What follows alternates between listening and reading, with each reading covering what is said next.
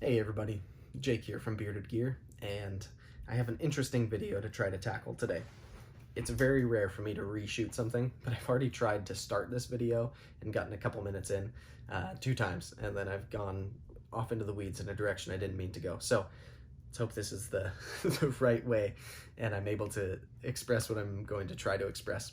I wanted to talk about sprint runs and exclusives from Spyderco because I am admittedly a bit of a Spyderco fanboy. I own more Spydercos than I do any other brand of knives. I carry and use Spydercos frequently. I love the brand for a lot of reasons. Does that mean I am a devout Spyderco loyalist and they're all I'll carry or use? No. Does that mean I think Spyderco can do no wrong?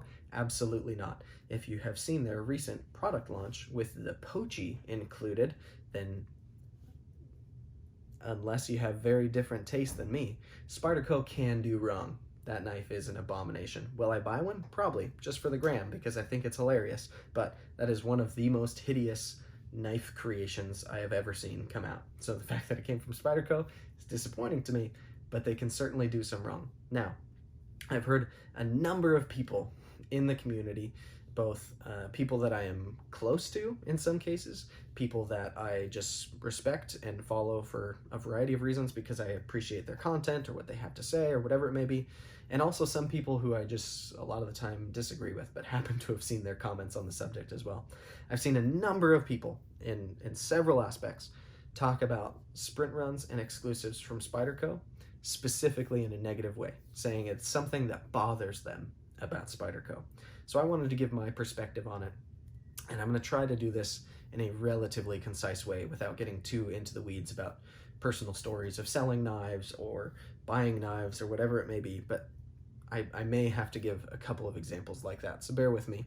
If you don't want to see a long talking video, don't watch this one. I'll also try to hold some knives to spice it up as well, like the Capara, which I just opened right before starting to shoot this video. Anyways, let me tell you first what the two things are that I've heard said a few times recently that are complaints about sprint runs and exclusives. And I'm going to talk about sprint runs and exclusives simultaneously, even though there may be some differences there. So the two things that I've heard a couple of times. The biggest one is people get real mad about missing out on drops. And then with that, same number here, other thing is still going to be secondary to it, with being mad that they miss out on drops and being salty, which I get, they're oftentimes even more mad that secondary prices are inflated compared to what the knives were new. They don't like that if they want that knife and they missed out on the drop, that if they want to go find one on Reddit Knife Swap or on a Facebook sales page or on eBay, I don't know who still buys knives on eBay. If you do, talk to me. I have better ways for you. I don't buy knives on eBay. But they don't like that if they want to go buy one of them after they missed it from the retailer, that they have to pay more. And that's consistent. So that's one thing. And I get it. I understand the frustrations there. I've been on the wrong end of that too. The other thing, which I think is just hilarious, and we're going to have a little bit of fun talking about this, is I've heard some people express that they don't like when they do get a sprint runner exclusive, new at the drop from the retailer. They find it so frustrating that if they post it on Instagram or make a video about it on YouTube, whatever it may be, that they get incessant comments and messages and emails asking them to sell it because people want it and they didn't get one, so they want theirs. That drives them nuts that they have to get messages like that. So if you can tell by my tone, I think that is A, hilarious, and B, kind of insane. So let's start with the first thing I talked about, the drops themselves.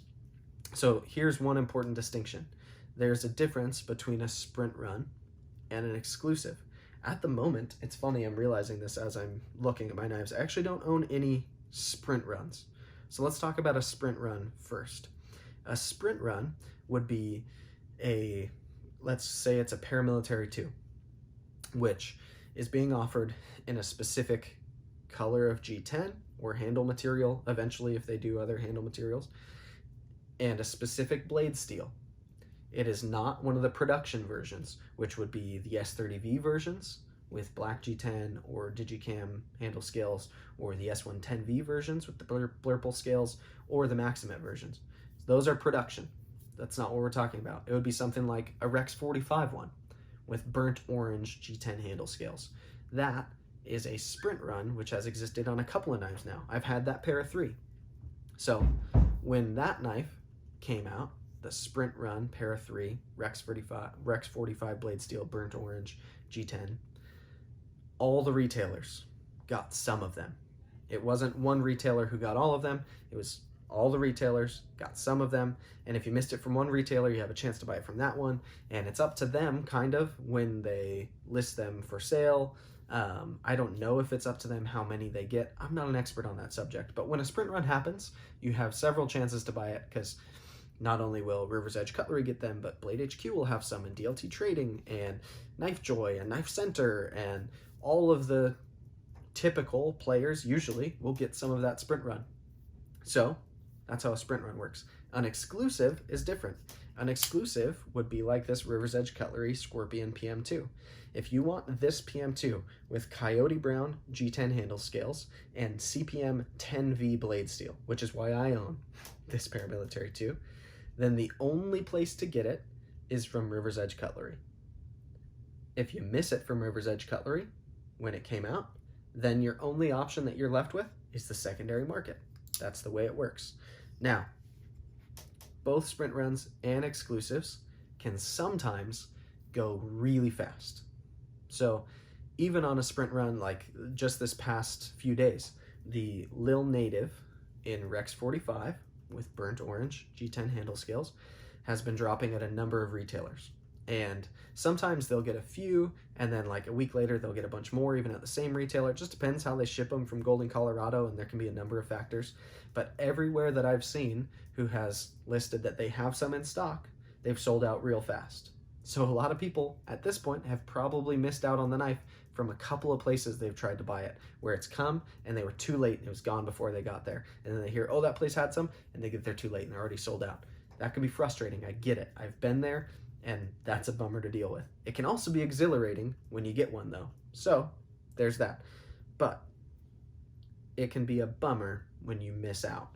The one personal example I'll give, and I'll try to be as short as I can be with this. The Rec Para 3 was the first exclusive Spyderco that I ever attempted to buy. I found out about it a couple weeks before it was ready.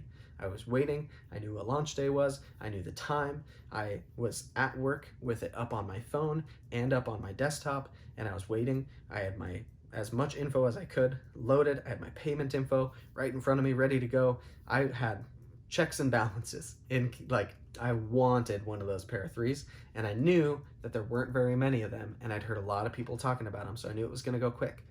The site crashed. Then it was this whole bummer of a situation where by the time they got the site back up and they tried to just list a few of them at a time, they accidentally oversold them because the site was having issues, and it was a cluster, right? Long story short, I missed out. I didn't get one. Was I salty about that? Sure. You can't help but be mad in a circumstance like that, where you really want a knife and you can't get it. Now, here's what happened. After that happened, and they all started to ship out, I had a little window of time where I could have paid, what were they, $150 new or whatever, 160 maybe. I could have paid $200 and gotten one right when the first few people started getting them and a few were changing hands, although even on the secondary they were going quick, and that value really quickly increased. Now, if I wanted that knife, which want is the wrong word, I do want that knife, but if I wanted it bad enough, I would have to pay $500, sometimes $600. They don't change hands very often these days, and the level of supply versus the amount of demand has made it crazy. I can confidently say I would never pay $600 for a Spyderco Para 3, especially because I know that there are a ton of other Para 3s that exist out there that will function every bit as well for me. Do I think that one's the coolest one that exists in terms of its colorway and its configuration? Yes. I would love to have one. But do I $600 want to have one? Absolutely not. The person who does is a different knife collector from me. They're somebody who's chasing all the para 3s probably. Probably even all the para 3s and PM2s and all the shamans and all the little natives. They're somebody who wants to have everything in their collection. Do I have anything against that? Absolutely not. And it's their money to spend at the end of the day. They're not offering somebody my money for that knife, so why do I care if that's the way they're spending their money? So I guess that's only part of that. Would be, I guess that's kind of both. So let's talk about the inflated secondary prices a little bit. As much as it can bother me when I want that specific knife and it has become too expensive for me to justify buying, I still love that the things I like to collect, the things in my hobby, appreciate in value. Sometimes to the point beyond where I would be willing to pay for them. That is a fantastic thing. And anybody who gets mad about that, I just disagree with you. I think it's an excellent thing that the piece of gear that we like the most, pocket knives of all things, can have an element of appreciation instead of depreciation. Are there plenty of knives that only go down in value after you buy them and put them in your pocket, or even keep them brand new in box, sealed in their original packaging, never touch them? Will it go up in value? A lot of knives? No. So the fact that there are some knives that do is a great thing, especially for those of us like me who sometimes want to try out a new knife. Not sure yet if we like it, and this has happened. The day that I missed the Rec Para 3, I bought an exclusive Manix 2. I forget who sold them, but it was gray G10, 52-100 blade steel, coated, and it was awesome. It was all gray and black. It was a really cool looking Manix 2. Come to find out, once I got it and tried it for a little bit, Manix 2 ergos just don't work for me. But because I bought an exclusive version of that knife, and I didn't buy the S30V plain Jane version, instead of that knife being worth less when I decided to sell it, that knife was worth like 10 bucks more than I bought it for, even after it had been in my pocket a few times and I'd cut a few things with it. That's a really good thing for a person like me. Does that mean that I want to buy stuff just to sit on it and then gouge people on prices later? No, I don't do that.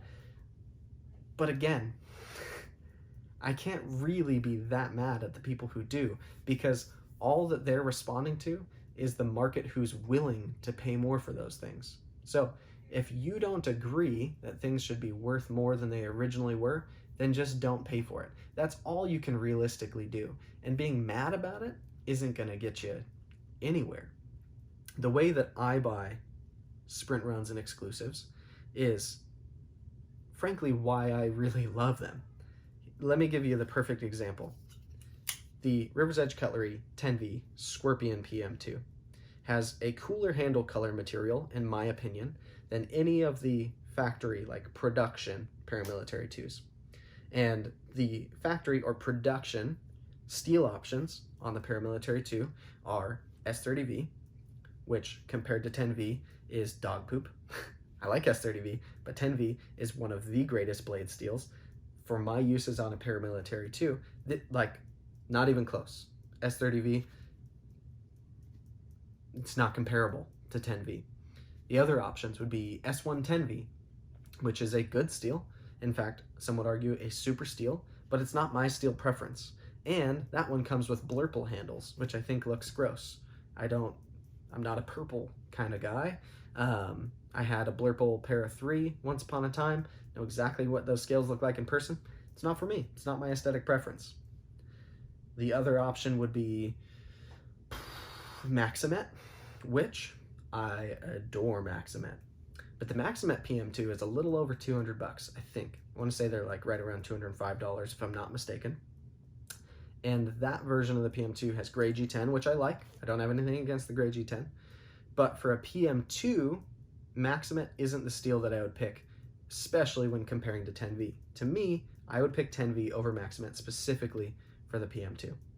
Now, this one cost only a few dollars more than the basic S30V version of the PM2. It cost significantly less, percentage-wise, than the Maximet PM2.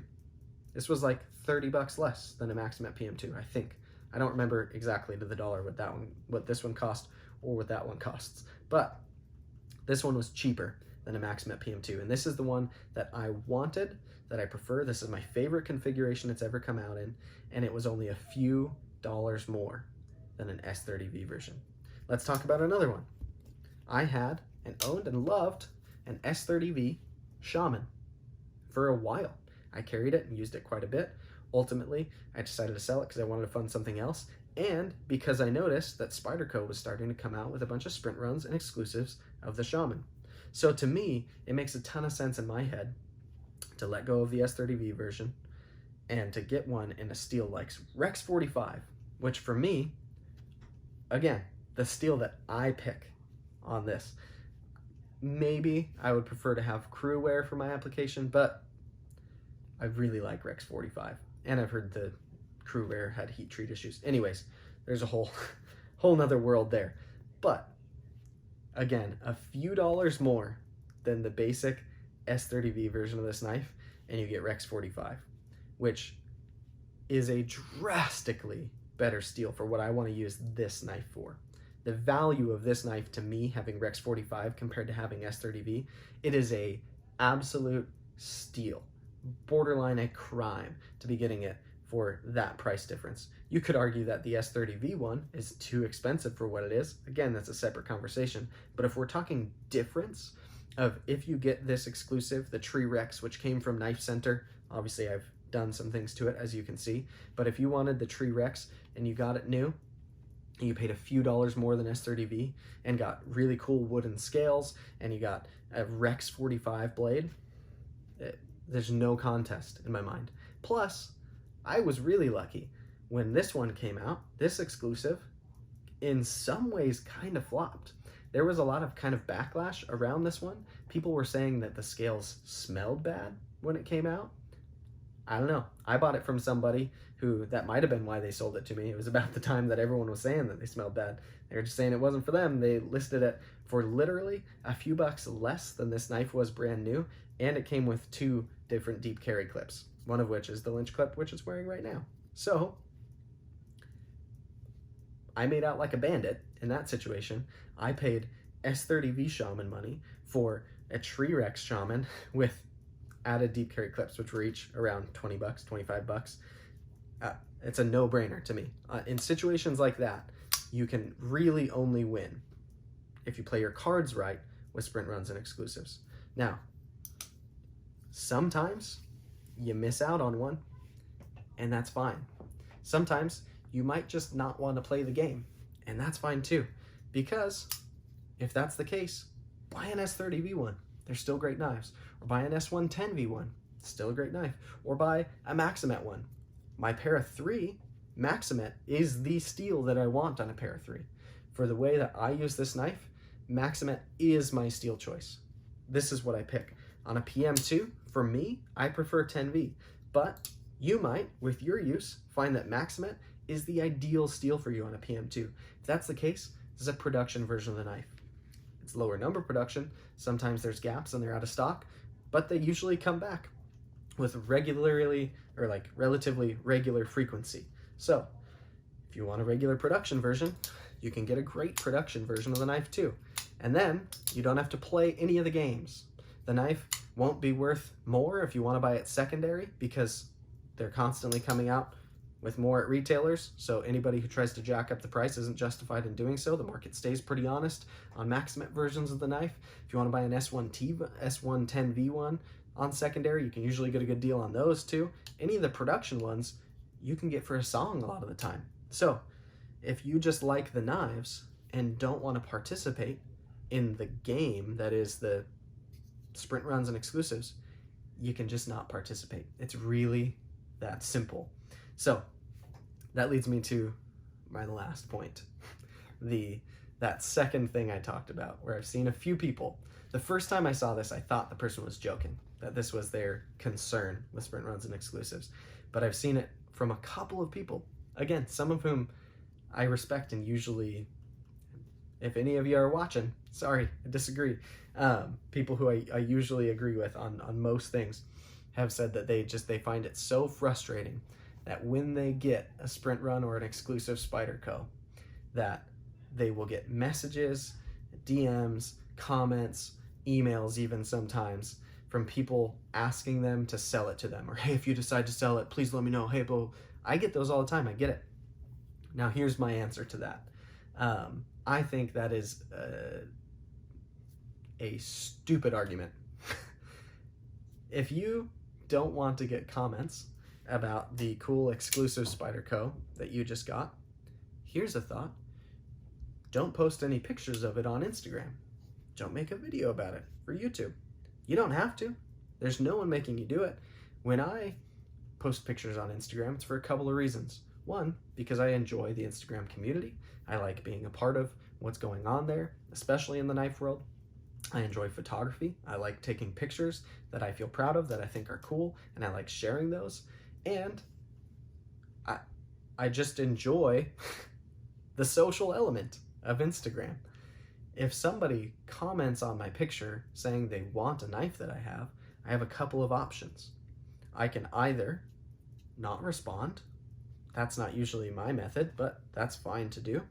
I can respond and say, no thanks, I'm gonna keep it. Or I could just be a douche and say, screw you, say something mean. That's not what I would do either, but you got options there. Or you could delete the picture if it's getting too crazy and too many people are offering you money for the thing that you bought that's in high demand. I just don't have I don't have words for why that's a real argument against buying something popular. Like, I guess the best way I can understand it is like if you buy a Ferrari, it might get old that every time you're at a gas station, you get somebody who's like, oh, I'll give you $20 for it. Or, hey, how much does that thing cost? Or, oh man, what do you do for a living? Like, the questions and the inquiries might be somewhat annoying, maybe, okay.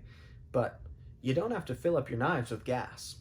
If you really want to have a Sprint Runner exclusive paramilitary 2, because it's a knife you plan to use and enjoy for the things that a knife is designed to be used and enjoyed for, which a PM2 isn't like the most gram-tastic knife. Like, there are plenty flashier knives you can flex on the gram with. If you want to just buy a Scorpion PM2 and put it in your pocket and never tell anyone about it, not post any pictures, and just enjoy it because it's actually the version of the knife that you think will serve you best, then go for it. But if it bothers you that people are complimenting you on your gear and saying that they want it and asking you if you'll sell it to them, like, just don't respond, or don't post it, or respond and politely say, no, thank you. The fact that I've heard multiple people complain about that, it baffles me that that's a thing. I would never, I can't foresee ever getting to a headspace where I'm bothered by people wanting something cool that I appreciate enough to post a picture of and kind of flex. I would view it as a compliment that so many people want what I was able to get. I don't know. I guess I'm disconnected from that line of thinking. But I guess to put it simply, I think that Spyderco sprints and exclusives are a very good thing because it gives us something in this community that appreciates in value, which is rare among all material goods. Most things, when you buy them, they go down in value. Even if you never touch it, it just sits in its original packaging. You try to sell it a year later, you won't be able to get every dollar that you put into it back out of it. With some knives, sprint runs and exclusives being a lot of them, you can get more than what you paid for. You can draw the line for yourself as to whether you think that's fair. If you're the kind of person who thinks that's totally unfair and you got a rec pair of 3 and you want to sell one right now, you want to sell it for the original $150 you paid for it, be my guest. No one is stopping you. But the market's willing to pay a lot more for that. And I don't think it's unfair to give it to them for what they're asking. I don't see the conundrum there. So again, the way that I buy sprints and exclusives, and knives in general for that matter, especially when there's options within the same model, is I want to buy the one that fits me the best. So my PM2 is 10V. My Shaman is Rex 45. Guess what? My Yojimbo 2, this like fighting tactical knife, is S30V. I've got different scales on it. I've got a lynch clip on it. Did some stuff to the hardware. But to me, even though there are sprints and exclusives of this knife, I've never been intrigued enough or thought that there would be enough of a difference for my application of this knife to justify getting one. I'm fine with this knife in S30V. You could be too. That's fine as well. I've got Maximet. That's a production steel. You can just get that. I've got what I recently learned is a signature series from Spyderco. I didn't even know they did that. Fluted carbon fiber, S90V, native 5. This, I can definitively say, from what I can perceive, is the nicest possible version of this knife that money can buy. And you can just buy one right now. They're still available a bunch of places. There's no rat race to get them. They're not out of them yet. There's no supply and demand issue here. There's still just plenty of supply for the demand. It's a $250 version of a knife that could be a lot cheaper if you don't need this much horsepower out of it. But if you want a special one, there are special ones that exist for you that you can get that just you won't have to play the game for. It's not like Spyderco is making it so you can't get their knives unless you participate in these drops. You can't get very specific versions of these knives for their original prices if you don't participate in the drops. But if you want one bad enough, pay the secondary price for it if you missed it. That's as simple as it is, and I just don't see why that's so offensive to some people. I really don't. It's your money to spend however you want to. If other people are willing to spend more for the thing that you think should be worth less, then you either got to pony up and pay what they're going to pay, or you don't get a fair chance at it because they're willing to pay more. So any seller, of course, is going to sell to the person who's willing to give them more money for the same product. It's just, that's the way it functions. So if you want to make arguments against that from some kind of philosophical or political stance or whatever it may be my guest, but please stay out of my comments with it, because that's just the way that the economy functions currently, and that's the way that it works in the knife realm, and I have no problems with it. Literally none. Have I been salty before when I've missed a knife? Sure. Does that mean I'm willing to pay more on the secondary to get it because I have to have it? No, I'm not. If you're a collector and you are, cool, spend your money that way, go for it.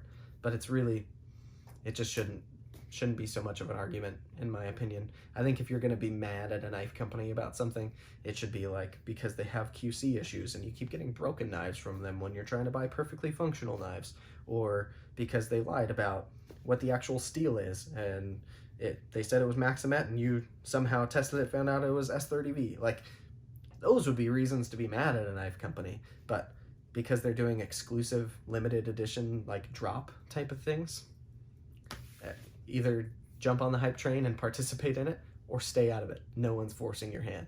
So yeah, if you're upset about Spyderco and their sprint runs and exclusives, I probably didn't change your mind. You probably stopped watching this video a long time ago. But if you're somebody who's just been trying to understand it, maybe this shed a little more light on it for you. Anyway, I guess that's about all I have to say about that. But if you watched this entire video of me rambling, thank you. I appreciate you for being willing to hear me talk so much. But this has been a fun one. I'm excited to try out this new Kapara that I just opened and see what it's made of. S30V, still excited about it. It's a regular production version of a Spyderco. It's fine by me. Anyway, this has been fun, I guess. And I'll talk to you guys soon.